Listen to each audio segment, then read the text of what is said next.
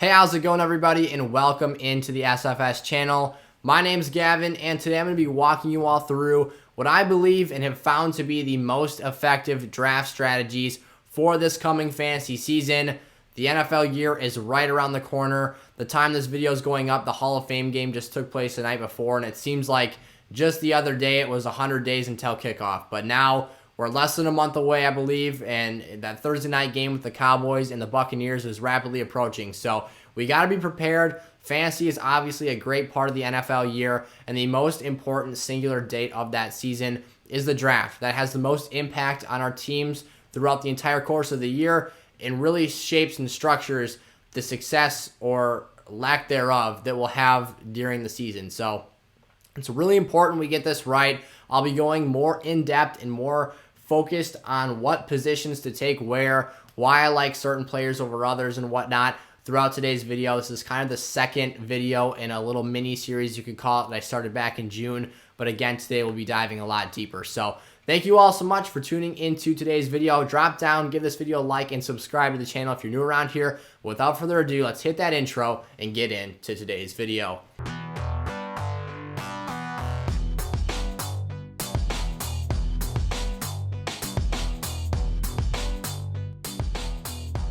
All right, here we go. So I'm not exactly sure, when things are all said and done, how long today's video will be. Obviously, if you're looking at this now, you'll be able to see exactly how many minutes this video is long.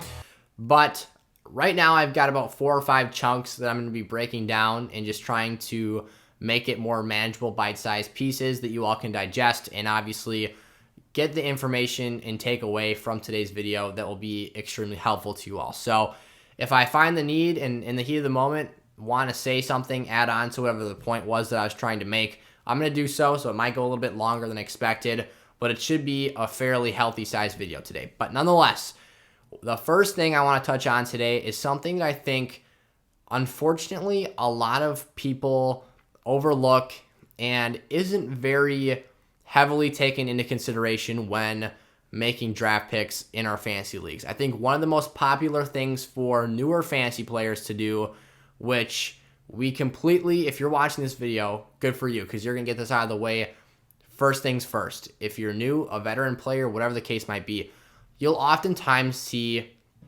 individuals trying to position fill their fantasy lineups, and this is a huge red flag. Do not do this. Every position was not created equally in fantasy football. Some positions are incredibly more valuable than others, and simply going straight down the list in an order of your draft board is going to kill your team's upside and really hurt your team's overall potential in a given year.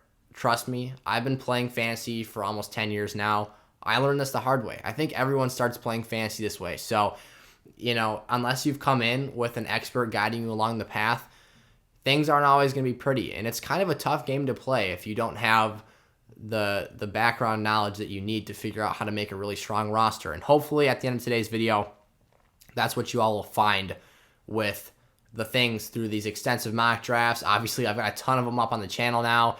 We're currently in day 5 as I'm posting this episode of a 7-day long mock draft week where I'm posting a mock draft to YouTube every single one of those days, different scoring formats, league sizes in each one of them to try and give a variety. And we've been posting mock drafts, multiple of them, on a weekly basis here the entire summer. But nonetheless, the NFL has a different starting lineup than fantasy football. And this kind of goes along with the fact and the point I was making there about lineup filling in fantasy. Obviously, if you're just an average NFL watcher, if you're just a casual, I guess is a better word, that just likes to flick the game on, cheer for your favorite team, you would not be wrong to say the quarterback is the most important position out there on the field. But boy, oh boy, that could not be further from the case in our traditional fantasy football leagues.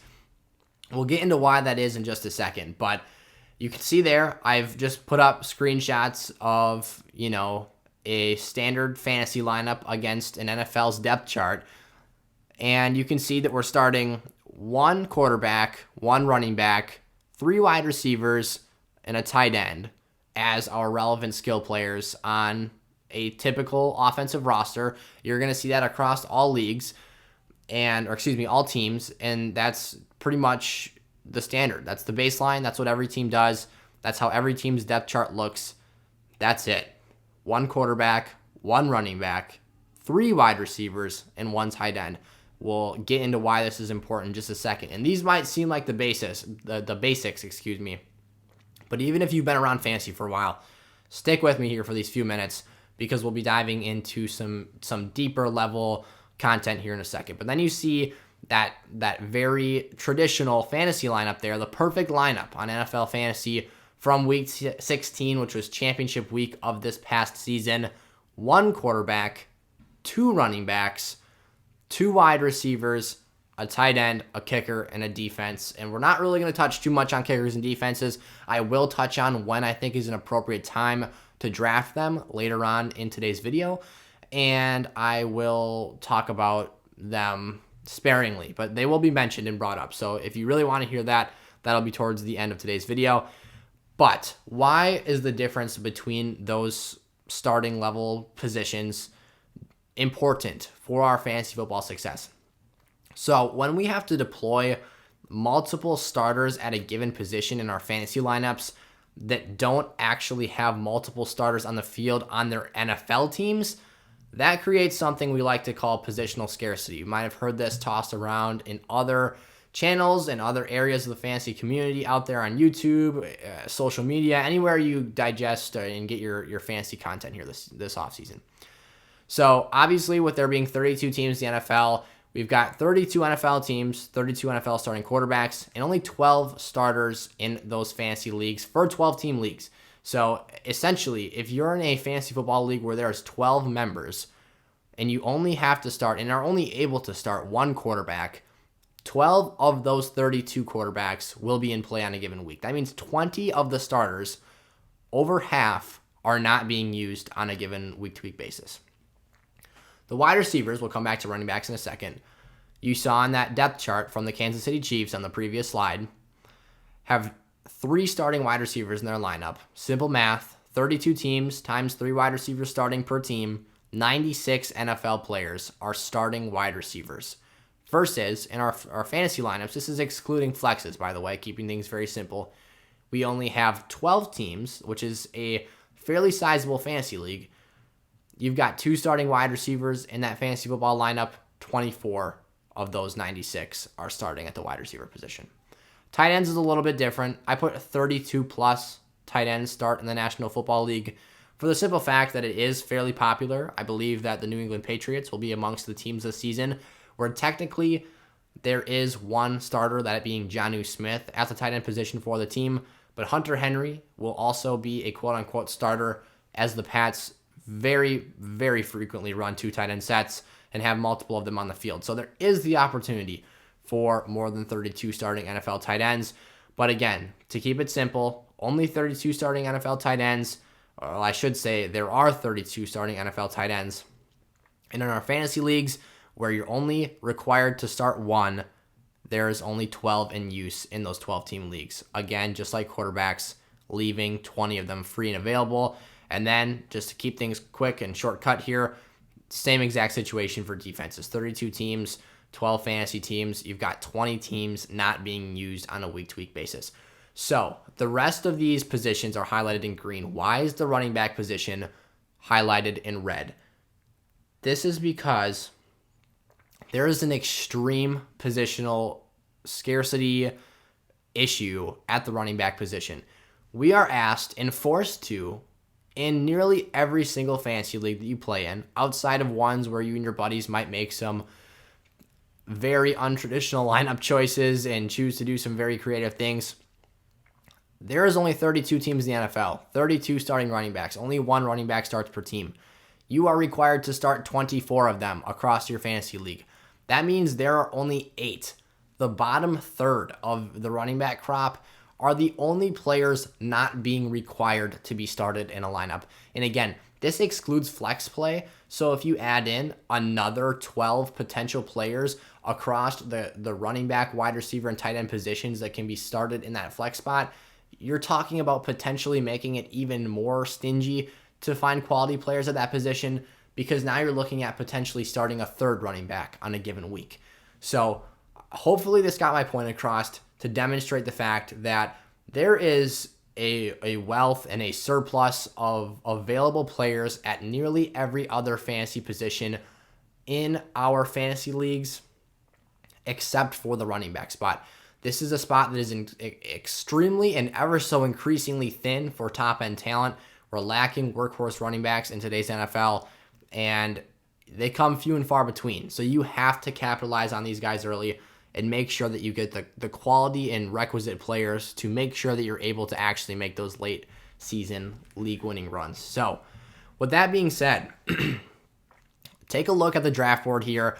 I'll explain how I constructed this in just a second, but essentially what this is I took my first round and I inserted these picks manually. So I didn't actually mock draft this.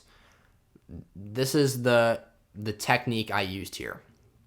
So I took my top 12 overall players, a little bit of a tidbit into, and a little bit of a, I guess you could call it a spoiler. We'll say an exclusive sneak peek. I like the sound of that better.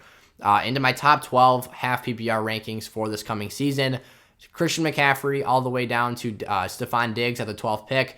That is where you see the SFS logo. I, again, wasn't actually making these picks, but that first round I did manually input with my top 12 big board rankings.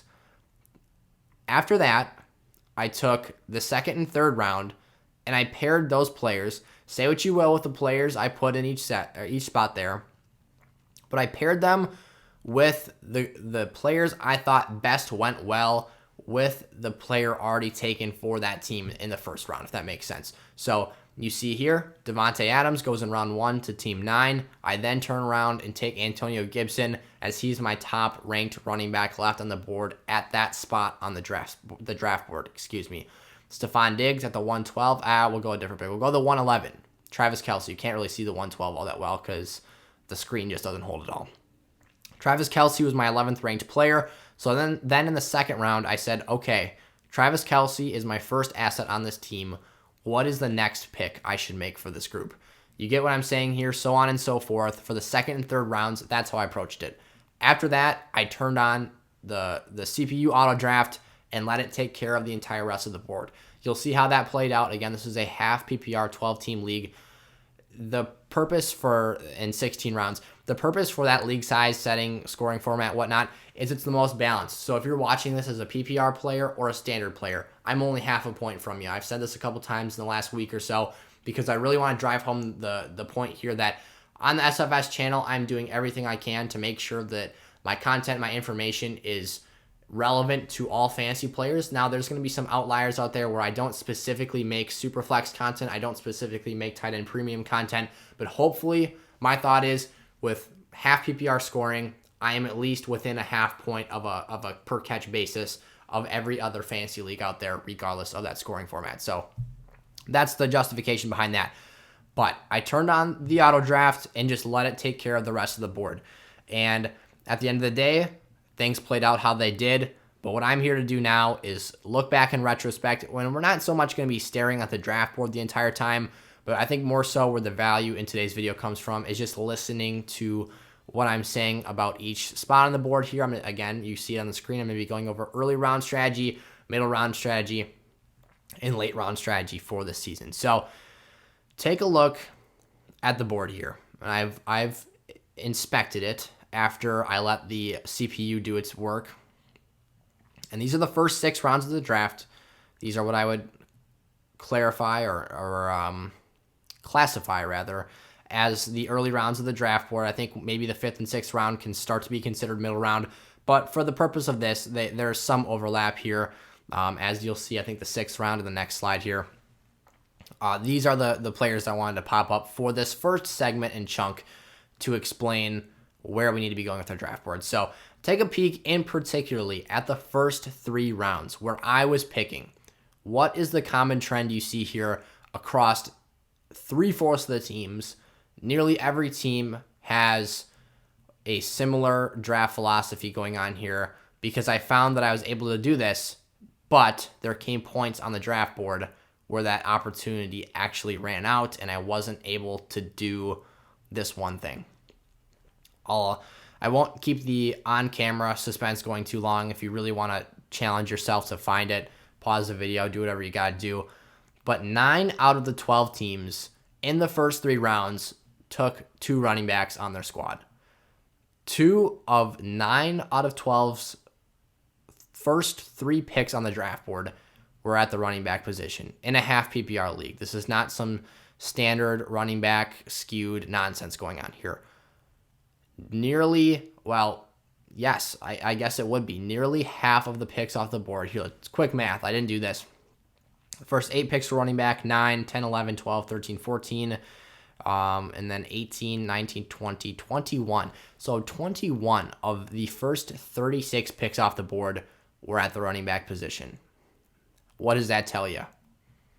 That position dries up fast. Remember back to the last slide when I talked about how we have to start 24 running backs across our leagues every week, and that's the minimum if no player were to put a running back in their flex spot.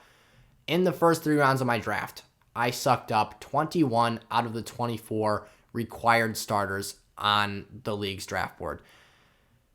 There's only 3 spots left.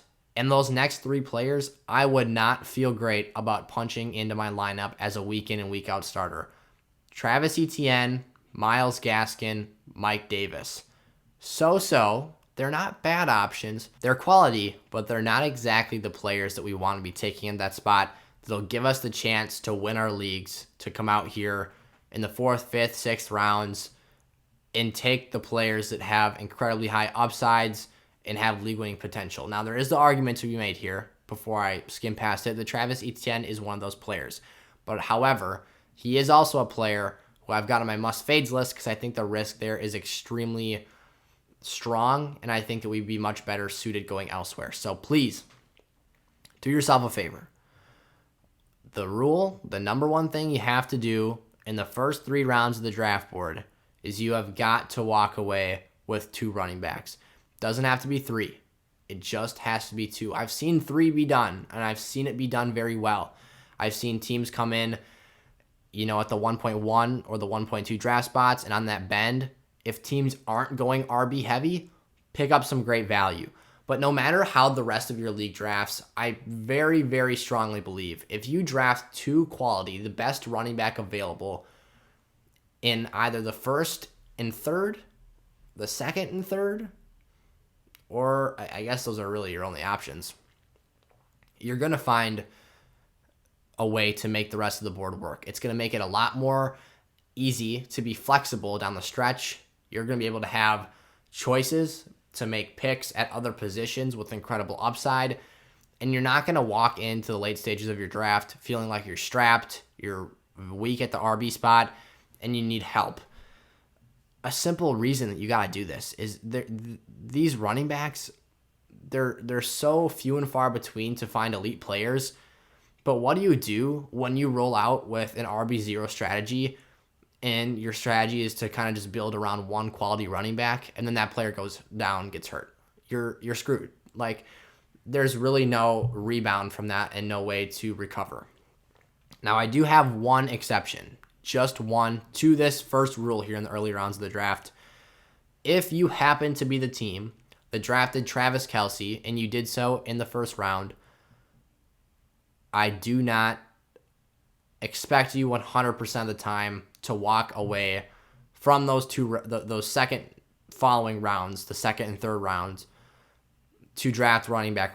Now, the team number 11 in this mock did do that, because the running backs on the board were quality enough, whereas I felt Najee Harris could be a team's running back 1 and Darrell Henderson could be a team's running back 2. The wide receivers on the board weren't clear-cut must-drafts over Henderson, so therefore I made the move to add him onto that team. But if you were to take Travis Kelce, although the tight end position isn't one that's very positionally scarce, it is one that has an incredible lack of top-end talent.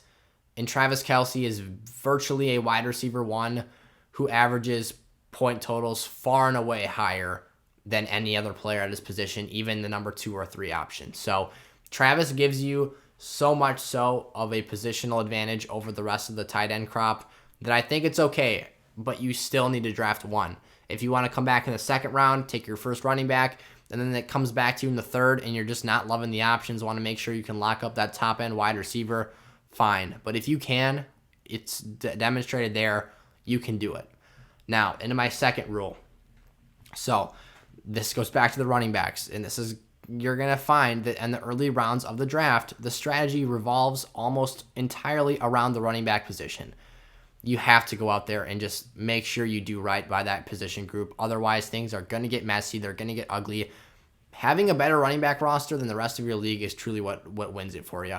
You saw how many wide receivers are starting in the NFL every week. That's that many players that can catch a potentially 75-yard touchdown pass. There's only really 32 guys in the NFL that are getting enough opportunities where they could potentially crack that off, and probably only half of them actually have the talent to do it. It is such a ticky-tack, touchy position group, and we got to make sure we're getting this thing right. I can't say that enough. So the second rule I've got here for the early rounds is that after you go RB heavy at the top, 2 out of those first 3 rounds, remember, I would say that it's only a priority, but still a priority, that you leave the top 6 rounds with 3 running backs. I would love to see you walk away with 4, but I think personally what I have found to be the best way to construct your draft board is to draft 2 of those first 3 early rounds at the running back position. Then in the 3rd round or the 2nd round, whatever round you did not go running back, find the highest upside or best available, either Travis Kelce or Darren Waller at the tight end positions. You could go George Kittle, I suppose, but I prefer Waller. That's besides the point. Or go with the best available wide receiver option. After that, I have 3 distinct, and again, we're not position filling here, but these are where I think the values of the positions fall really nicely. In the top 3 rounds, the top 6 rounds, we should be walking away with 3 running backs every time, at least. That is a given. But I think it works best and helps and complements our upside very well to pair those 3 running backs with either 2 wide receivers and an elite fantasy tight end. I would classify that as your Darren Wallers, your Travis Kelce's, and your George Kittles, or a tier B tight end, which would be your Mark Andrews, your TJ Hawkinsons, or, I don't like it, but Kyle Pitts, who went there at the very top of the 6th round. Those are the only 6 tight ends I'm considering in the early stage of the draft board. So if you can go out there, get those 3 running backs, pair them with 2 of the best wide receivers at your draft position, and 1 of those 6 tight ends, you are golden. The next option here, 3 running backs, 2 wide receivers, and 1 quarterback. I think this works well as well. You're able to get those 3 running backs, lock down that position group, feel really comfortable and safe with them moving forward, while also getting yourself 2 starting level wide receivers for your lineup. That should also be noted. The first 2 receivers you take off the board, you should feel comfortable with rolling out into your lineup on a week-to-week basis, because it's simply not reasonable to expect the wide receiver you take later after them to come in earlier on. Maybe later down the season their upside booms and they're a better pick, but being that you want to make sure that spot is able to be filled in your starting lineup, again, we're not position filling, but we are making sure that every position is properly addressed here. And then the final strategy is a simple 3 running back, 3 wide receiver look. If you're not going to take one of these 6 tight ends, you wait. You fade the tight end position and take a flyer late on them. Same thing with the quarterbacks here. You can really take a quarterback at any spot of the draft except the 3-6 where I took Patrick Mahomes. That is extreme generosity out of where I took him there. His ADP's got him going in the late 2nd round. So the place I selected him was like 7 or 8 draft spots lower than his average draft position based off of the community consensus. He's going to be going a lot higher in actual mock draft boards. So do not take Pat Mahomes. Let the value fall to you, because Lamar Jackson, Kyler Murray, Josh Allen, those guys are all going in the middle of the 4th round. They're going to give you the same upside. Pat Mahomes is the better player. He's the better fantasy player as well. But the only thing he really has over those players is marginal floor value. And again, this is something I've talked about a lot this offseason. So as a recap, that was a lot. That was a long segment there. The first 3 rounds, we need to walk out with 2 running backs unless you draft Travis Kelce. And as the top 6 rounds go on the draft board, we need to make sure we're walking away with 3 running backs and then 2 wide receivers. And then that 3rd spot's up to you. It can either be 1 tight end, 1 quarterback, or one other wideout. So moving into the middle round strategies here, again, this is kind of a situation where it's going to vary a lot. And my main message here in the middle rounds of the draft is to find the value. The running backs in a good fantasy league are going to fly off the table. That's going to make a run happen. Teams will reach. You'll see that those fringe RB2s, top end RB3 type players will start to be reached on, and that's going to let a lot of value at other key spots fall down the board and help you contribute to your lineups in major ways. You're seeing guys fall down the board here, particularly at the wide receiver position. This is going to be the main spot, and even the quarterback group as well in times. You're going to be able to soak up a lot of potential, a lot of production with these players still on the board and be able to really strengthen your group as a whole. The next thing I would say is be on the hunt for the best player available. We're still too early in the draft board to be making significant reaches on players, but as always, there's one exception to my rule. If, and only if, you are targeting one of these names, a high upside rookie running back with the potential to start games this season, that is something I would classify as a league-winning player. And I highly encourage you to go snatch him up whenever you get the chance. You see him on the board here. Javonte Williams, and namely because they don't have faces.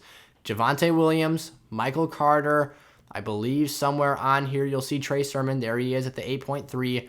These are all players you can go out there. Travis Etienne goes a little bit early at the 410. Again, not as high on him this season, but his upside is elite. He does have that league-winning value. I just say a bit more risk because you're picking him a lot higher. Nonetheless, these are players that will not start games at the start of the season. They will not contribute to your lineups. They're going to be on your bench. Do not get frustrated. Do not panic. We have seen over the last 2 or 3 seasons, running backs come into the league as rookies. They're drafted high. They've got the draft capital you want to see, which shows commitment from the team to use them and put them on the field. And they don't produce for 8-9 weeks. And we're like, what the heck? And then we panic, we drop them, we trade them, and we do all this crazy hot-headed stuff. And then week 10, 11, 12, a light clicks on. They figure out how to read blockers. Maybe they just get comfortable, confident. Who knows what it is? And they come out here, run wild, and win leagues left and right because their upside is insane. They've got fresh legs. They've got talent. They've got the hunger to go out there and put in work, put respect on their names. Look at Jonathan Taylor to end last season. Heck, even a David Montgomery last year who wasn't a rookie, but had never really had a breakout previous in his career.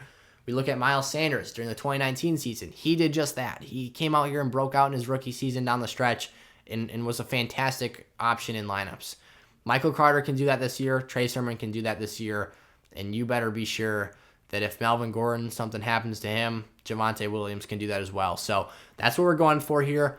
Best player available. We're still not position filling, but you go out there. The only time you reach is if you're going out and getting a high upside running back. And by reach, I don't mean go 3 rounds ahead and take him.